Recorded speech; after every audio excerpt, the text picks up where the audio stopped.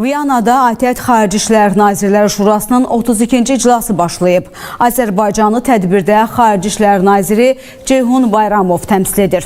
Dekabrın 4-də Xarici İşlər Naziri Ceyhun Bayramov ATƏT-in Nazirlər Şurasının Viyanada keçirilən 32-ci iclası çərçivəsində təşkilatın baş katibi Firudin Sinirlioğlu ilə görüşüb. Görüşdə bölgənin mövcud durumu, regional, beynəlxalq təhlükəsizliyi və s. mövzular müzakirə olunub.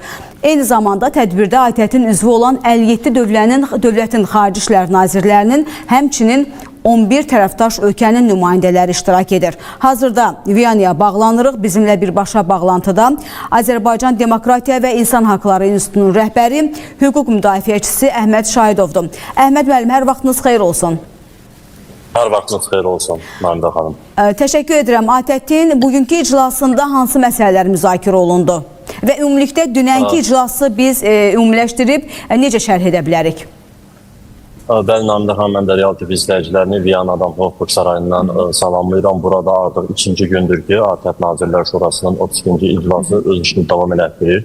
Və dünən xüsusən açılış mərasimində çıxış edən nazirlər, belə ATƏT-in hazırki sədri, Estoniyanın baş naziri, ardınca Lüksemburgun, İsveçənin, Almaniya, Fransa, Böyük Britaniya və digər Avropa ölkələrinin nazirləri öz çıxışlarında xüsusən Azərbaycan-Ermənistan sülh prosesinə vurğu yaptılar və belə bir maraqlı ifadə işlətdilər ki, bütün bu ATƏT coğrafiyasındakı problemlərə, münaqişələrə baxmayaraq 2025-ci ildə ATƏT-in əldə elədiyi ən böyük uğur Cənubi Qafqazda Azərbaycan və Ermənistan arasında sülh razılaşmasının əldə edilməsidir və buna görə də Amerika Birləşmiş Ştatlarına, belə Azərbaycan və Ermənistan rəhbərliyinə öz təşəkkürlərini ifadə elədilər və bu sülh prosesinin 2026-cı ildə yekun sülh sənədi ilə bitəcəyinə əminliyini ifadə edədilər. Avropa ölkələrinin, ATƏT üzvü olan ölkələrin bu məsələdə həm Azərbaycana, həm Ermənistana bütün mümkün dəstəyi göstərməyə hazır olduqlarını ifadə edədilər.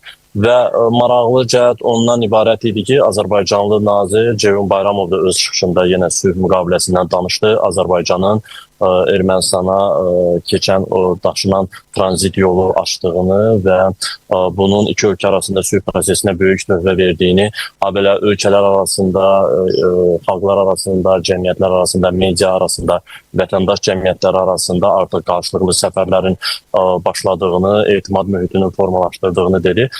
Eyni zamanda Ermənistana bir xəbərdarlıq da elədi, bir xatırlatma da elədi ki, hələ də Ermənistan konstitusiyasında Azərbaycan əleyhinə ərazi iddialarını özündə əks etdirən müddialar qalır. Bunlar qısa bir zamanda dəyişdirilməlidir ki, Ermənistanla sülh müqaviləsi imzalansın. Ardınca Erməni nazir Ararat Mirzoyan da çıxış elədi. O da çox pozitiv notlar üzərində qurdu çıxışını, sülh prosesindən danışdı. Ayrıca Amerika Birləşmiş Ştatlarına və onun prezidenti Donald Trumpa təşəkkür elədi ki, Ağ Evdə Azərbaycan-Ermənistan arasında sülh razılaşmasında vasitəçi rolunu oynayıb. Eyni zamanda Azərbaycan rəhbərliyinə də təşəkkürünü ifadə elədi Ararat Mirzoyan ki, Qazaxıstandan gələn yük qatarlarının Azərbaycan ərazisindən daşınmasına, tranzit rolu oynadığına görə Azərbaycana təşəkkür elədi və bildirdi ki, Ermənistan da öz növbəsində Türkiyədən gələn Naxçıvan ərazisindən keçərək Azərbaycana gediş-gəlişin, daşınmaların reallaşmasına hazırdır və tezliklə sülh müqaviləsini imzalayacağını ümid edir.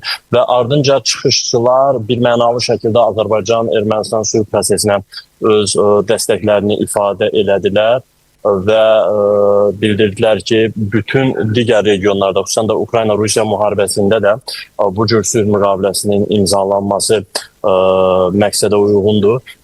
Amma ATƏT-də bugün nazirlər arasında ümumiyyətlə bu zalda bir narahatlıq var, bir nigarançılıq var. Xüsusən də Ukrayna-Rusiya müharibəsində vəziyyətin günü-gündən gəlizləşdiyi və Ukrayna-Rusiya arasında gedən bu sülh prosesində ATƏT üzvü olan ölkələrin, xüsusən də Avropa ölkələrinin danışıqlardan kənarda qalması, hətta danışıqların məzmunundan xəbərsiz qalmaları, ancaq Vaşinqton və Moskva arasında məxfi şəkildə bu danışıqların getməsi Avropa liderlərində bir qədər narahatçılıq ifadə olunur. Çünki məhz 1975-ci il Helsinki yekun aktının 50 illiyidir.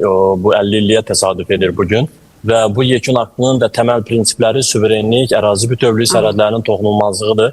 və Ukraynada sülhün əldə olunması əgər Ukraynanın ərazilərinin itirilməsi, sərhədlərinin dəyişdirilməsi bahasına başa gələcəksə, bu ümumiyyətlə Avropanın ATƏT-in gələcəyi ilə bağlı ciddi siqnal deməkdir. Çünki Ukraynada ərazi itkiləri gələcəkdə Rusiyanı daha da həvəsləndirə bilər. Avropa ölkələrinə ilə ilk növbədə Baltikyanı ölkələrə hücumlar oluna bilər. Bu baxımdan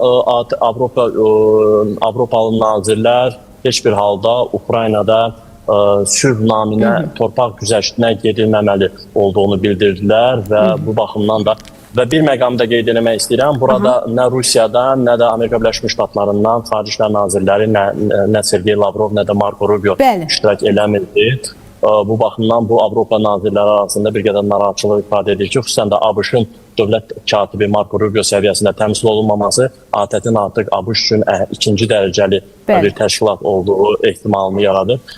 Bu müzakirələr bugün də davam edir. Hələ bir neçə saat davam edəcək. Günortadan sonra yekunlaşacaq. Təşəkkür edirəm sizə. Bir daha xatırladım ki, bizimlə birbaşa bağlantıda Azərbaycan Demokratiya və İnsan Haqları İnstitutunun rəhbəri, hüquq müdafiəçisi Əhməd Şahidov idi. O, Viyanada keçirilən ATƏT Xarici İşlər Nazirlərinin 32-ci iclası ilə bağlı müzakirə olunan mövzular barədə ən son məlumatları bizə çatdırdı.